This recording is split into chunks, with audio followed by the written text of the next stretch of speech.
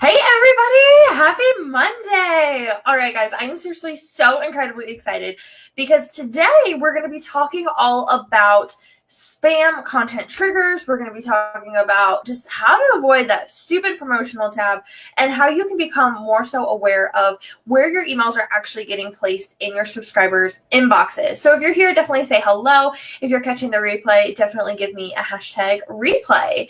So give me 1 second here. I'm just going to make sure that we are live on my page here.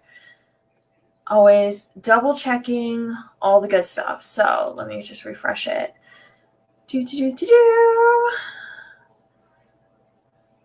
loading. Perfect. Okay, cool. Awesome sauce. All right, so we are all set, ready to go, and all the good stuff. So if you guys have any questions in particular about spam content, triggers, any of the things, please feel free to let me know as we kind of go through today's training. I'm seriously so incredibly excited. So let's start off first about what are actual spam content triggers. What does that actually mean? So for the majority of the time, in kind of a more so over leveling basis of what we're talking about today, it's really about your content, right? A lot of times we think about it in terms of with your content is triggering your emails to go into spam. Now, one of the most commonly, ways that this actually ends up happening is because you're using words or phrases that are actually considered spammy. Now, I just want to also preface this that at the end of the day, if you are writing an email to your ideal client, to your audience, and you are not going through the process of being a really old sleazy used car salesman, you're going to necessarily be okay, right? This is something that a lot of times isn't a huge issue for a lot of my clients, but I just wanted to take a quick moment to bring it up so that way you guys were familiar and aware that this is something that often happens. So a lot of times some of the words that often get triggered, or as are triggers, I guess you could say, are going to be words like free, guarantee, opportunity, winner, miracle, click. Sometimes different phrases can also be done as well too. So check or money order, print out in fax, call now, act now, free trial, things like that are often are going to be phrases that you're going to see in those I don't know what they're exactly called. They're like those commercials, those TV commercials that play at 4 a.m. I don't watch TV anymore because I have Netflix and all the things, but that's something that a lot of times as well too. When you think about those kinds of commercials, that kind of language, if you avoid that, that is definitely going to help you as well too.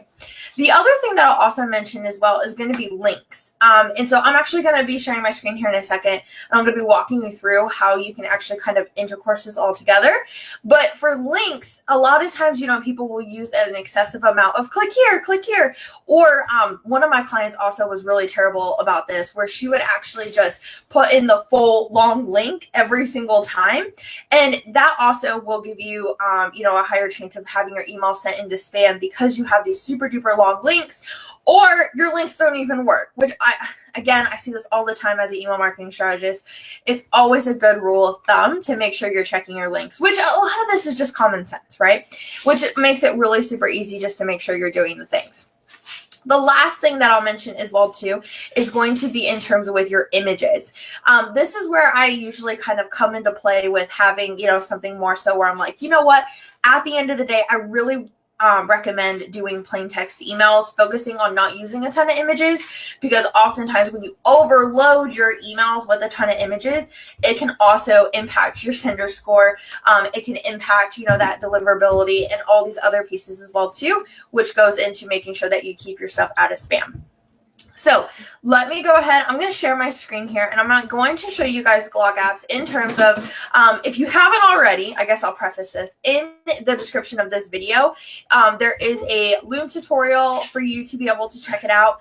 And there's also a document with all the email addresses. So I made it super easy for you guys to just export it as a CSV. I walk you through the entire process to pull your own report. So I'm going to be showing you guys my report today and walking you through what it looks like for me.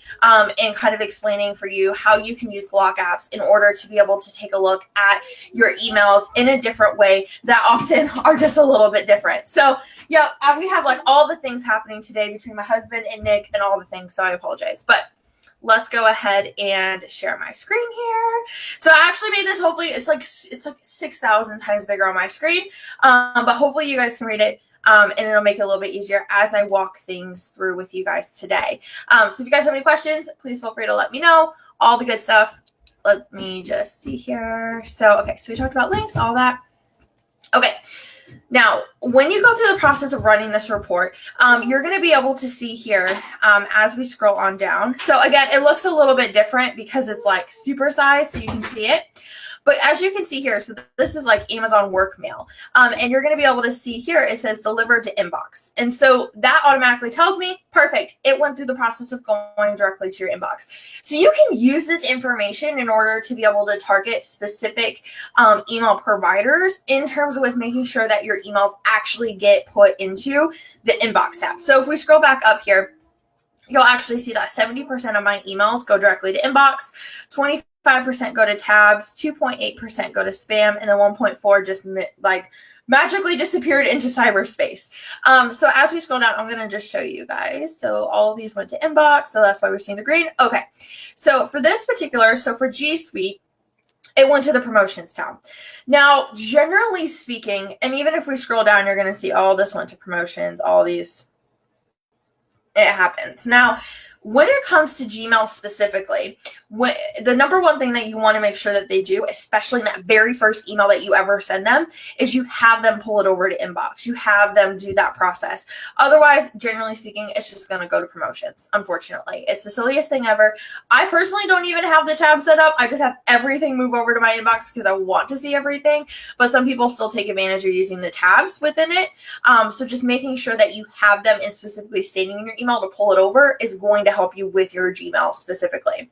Now, the other thing I'll mention as we kind of come up through here, if you hop on over to content analysis, this is going to show you in terms of with my email in particular that I sent out, how this works. So the HTML code, I usually don't mess with. This is within ConvertKit, which is totally fine. Links and images, this is what we had talked about earlier in terms of with not using a ton of images, making sure that your links work. So as you'll see here, everything checks out good to go. There's some redirects that happen here, but everything, is good. And that's what you want. So oftentimes within your email marketing platform, it'll actually double check your links for you. I know within ConvertKit, it has a little tab on the side and it'll be like green or red or orange dots and be like, hey, this is a redirect, or green, this is good to go, or red, this link is totally broken. Please don't send this email out. So that is where, in terms of with using GlockApps, if you're analyzing an email that you sent out, if something like totally bombed, GlockApps is a great way to be able to view what's going on with your email and then go through that process of being able to see, hey, okay, this is exactly why this email, totally bombed. It didn't work out. This is why. So your link and images are here. So I'm just going to go ahead and pull that back up. Perfect. Spam content. Okay. So these are where the phrases come into play. Now, in terms of with this, it actually did email marketing. So for me, I'm definitely going to be sending emails that have the word, in the phrase email marketing in them. I totally anticipate that. My readers totally anticipate, because everybody knows that I talk about email marketing.